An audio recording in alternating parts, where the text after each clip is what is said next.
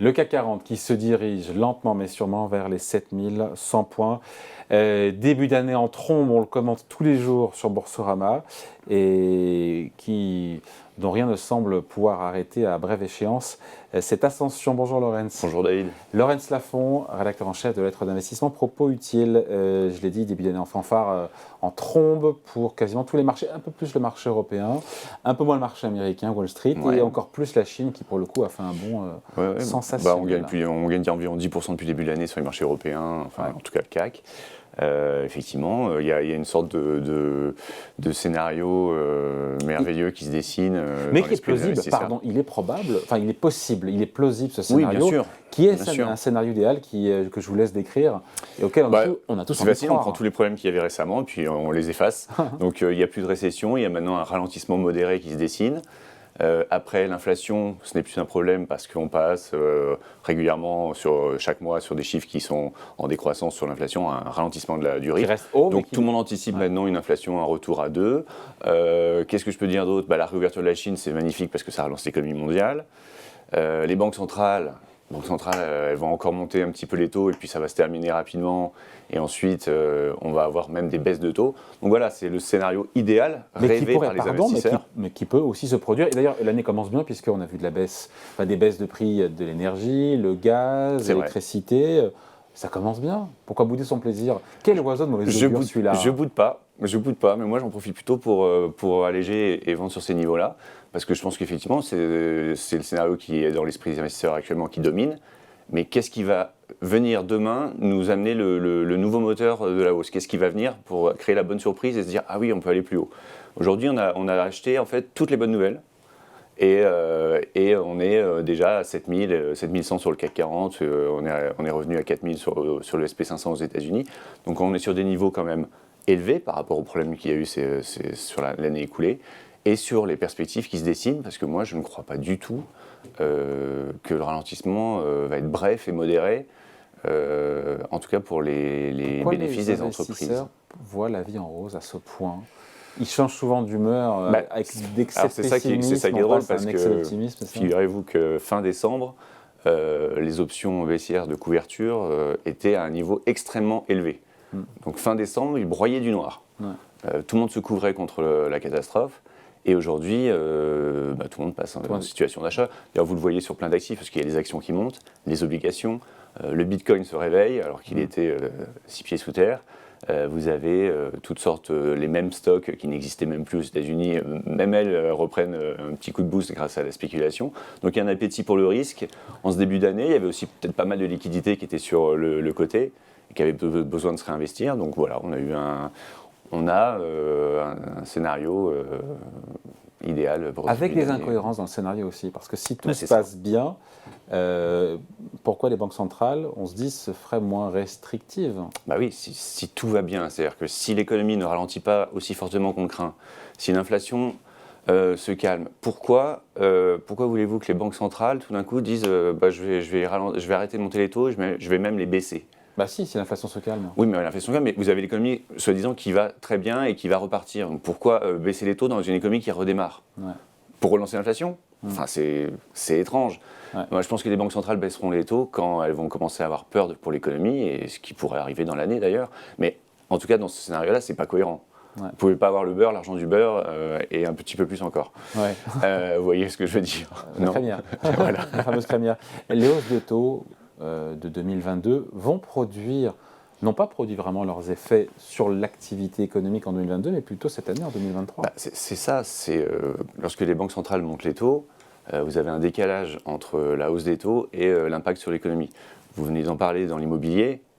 Oui, ça se dessine maintenant, la baisse des volumes. Le patron de la FNAIM qui nous a dit il y a quelques minutes que ça baissait les prix des transactions depuis l'automne et que ça allait continuer cette année, sans que ce soit un krach, bien sûr. La Fed a commencé à remonter les taux en février, en début d'année dernière. On n'est même pas à l'anniversaire de la hausse des taux. Elle a remonté de plus de 400 points de base, en revanche. Donc c'est très resserré. Elle a fait un resserrement inédit en termes de vélocité, on va dire. Pareil pour la BCE.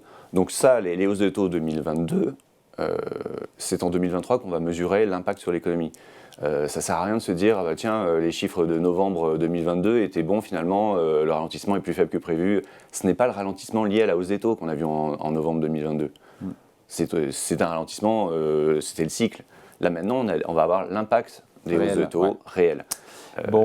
C'est difficile de croire que dans un tel scénario, les bénéfices des entreprises, par exemple, peuvent progresser de 5-10%, comme je peux l'entendre. Dans les bonnes surprises, du côté macro, il y a cette idée effectivement que ça ira mieux, voire même bien, du point de vue de l'inflation, de la croissance et tout et tout. Après, il faut voir l'impact que ça a aussi sur les bénéfices des entreprises. En même temps, il n'y a pas de raison que les marchés pricent une baisse des bénéfices tout en pricant un petit ralentissement. Non. Ils ont leur cohérence. Oui, là pour l'instant ils sont cohérents.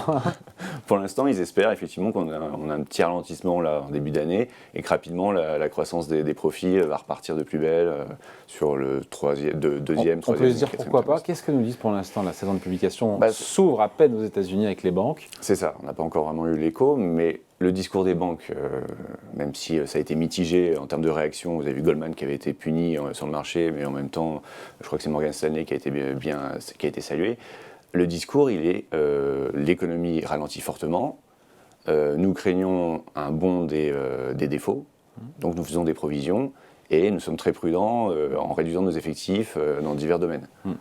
C'est pas un discours très bullish et qui donne envie d'aller vraiment au combat. Voilà, vous avez des grands groupes dans la technologie qui étaient très solides jusque-là, Amazon, Alphabet et maintenant Microsoft qui s'apprêtent à licencier plusieurs dizaines de milliers de personnes. Alors, par rapport à leur masse salariale, c'est pas dingue, ils sont pas en situation difficile, mais n'empêche qu'ils se disent c'est quand même le moment de réduire la voilure.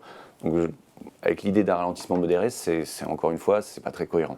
Oui, en même temps, donc, je vous sens mal à l'aise, Laurence, avec ces 7100 points sur le CAC 40. En même temps, si on vous écoute, on reste à quai, on passe à côté de la hausse, alors que tant mieux, ça monte, tant mieux. Après, non, mais tant mieux. Tant mieux pour ceux qui ont acheté plus bas et qui peuvent prendre des bénéfices. On a, juste un petit rappel, en un trimestre, en un petit peu plus d'un trimestre, on a pris 27% sur le CAC 40. Voilà, 27% de hausse. Tous les problèmes ne sont pas évacués. Ça paraît quand même un petit peu rapide et un petit peu facile. Alors évidemment, sur le plan économique, c'est toujours l'économie américaine qui décide de la tendance. Donc on parle quand je dis. Ça tient bien aux États-Unis. Alors, les indicateurs passés, oui, ils tiennent bien. Sauf que si vous regardez ce qui est plus prospectif, donc les indices ISM sur les enquêtes auprès des entreprises. On est en ce qu'on appelle en dessous des 50, c'est-à-dire en zone de contraction de l'activité pour les 6 prochains mois. Nouvelle commande, il y a du pessimisme. Vous avez ce qu'on appelle les indicateurs avancés du Conference Board. Ils sont à un niveau de négativité pas vu depuis la dernière récession. Je ne parle pas de celle de 2020, mais je parle de 2008 ou 2001. Voilà, si vous regardez des indicateurs... Le Conference Board, c'est le moral des ménages pour le coup.